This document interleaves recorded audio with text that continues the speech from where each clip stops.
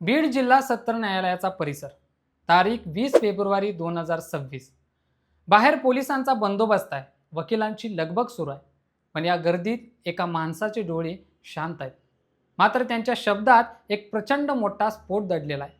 हे ग्रस्त आहेत धनंजय देशमुख, सरपंच संतोष देशमुख यांचे बंधू. त्यांच्या एका दाव्याने आज संपूर्ण महाराष्ट्राच्या पोलीस यंत्रणेला आरसा दाखवलाय.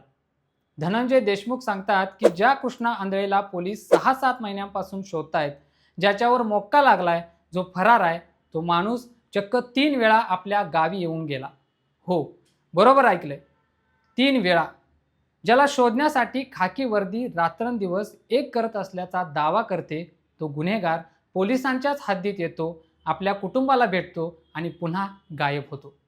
पण यंत्रणेला याचा पत्ता लागत नाही की यंत्रणेला हे सगळं माहीत असूनही डोळे मिटले जात आहेत. हा प्रश्न आता फक्त देशमुख कुटुंबाचा राहिलेला नाही, हा प्रश्न महाराष्ट्राच्या कायदा सुव्यवस्थेचा झाला. मस्साजोगचे सरपंच संतोष देशमुख. डिसेंबर 2024ची ती रात्र आठवा.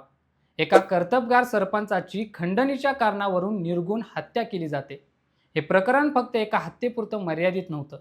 यामागे एक मोठी साखळी होती, एक कट होता. म्हणूनच या प्रकरणात मोक्का लावण्यात आला.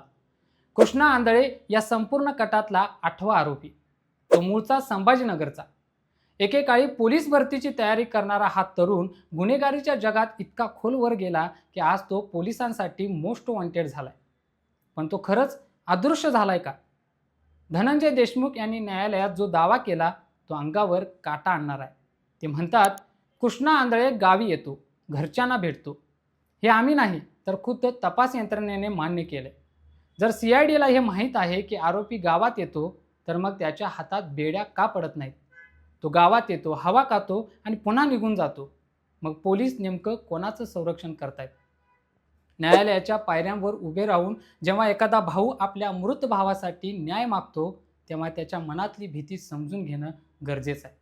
आरोपी उजळ मात्याने गावात फिरत असेल तर साक्षीदारांनी कोणाच्या जीवावर साक्ष द्यायची?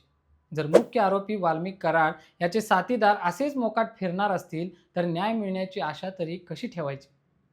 दुसरीकडे या केसमध्ये एक वेगळीच खेळी खेळली जाते. या खटल्यात विशेष सरकारी वकील म्हणून ॲडव्होकेट उज्ज्वल निकम काम पाहत आहेत. पण आरोपींच्या वकिलांनी आता कोर्टात एक अर्ज दिलाय.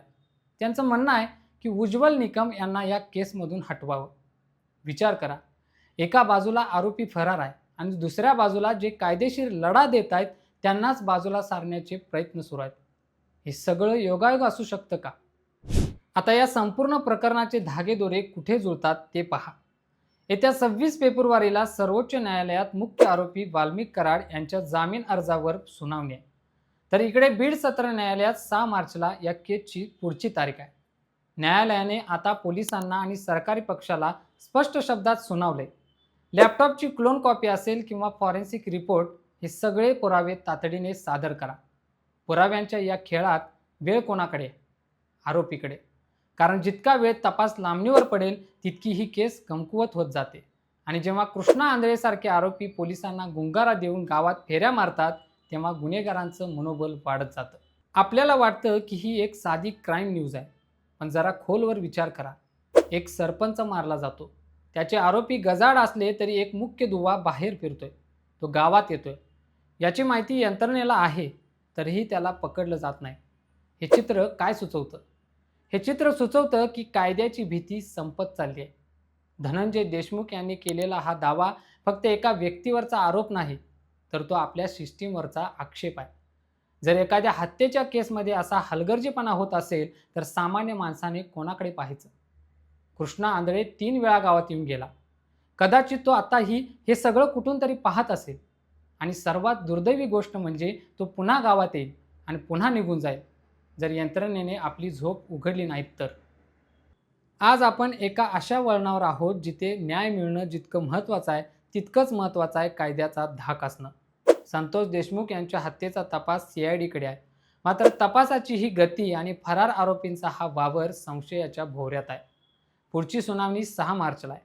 त्यावेळी तरी पोलीस काही ठोस कृती करणार का, की पुन्हा एकदा तारखेवर तारीख पडणार? हा प्रश्न आपल्या सर्वांसाठी महत्त्वाचा आहे. कारण आज जे देशमुख कुटुंबाच्या बाबतीत घडते, उद्या ते कोणासोबतही घडू शकतं. आजच्या या मांडणीत तुम्हाला काय वाटतं? पोलिसांच्या कार्यक्षमतेवर धनंजय देशमुखांनी घेतलेला हा संशय रास्त आहे का? तुमच्या प्रतिक्रिया नक्की कळवा. सत्याच्या आणि न्यायाच्या बाजूने उभे राहण्यासाठी आणि अशाच खोलवरच्या विश्लेषणासाठी जोडलेले राहा. नवीन व्हिडिओत नवीन विषयासोबत पुन्हा भेटूया. या बोलूया.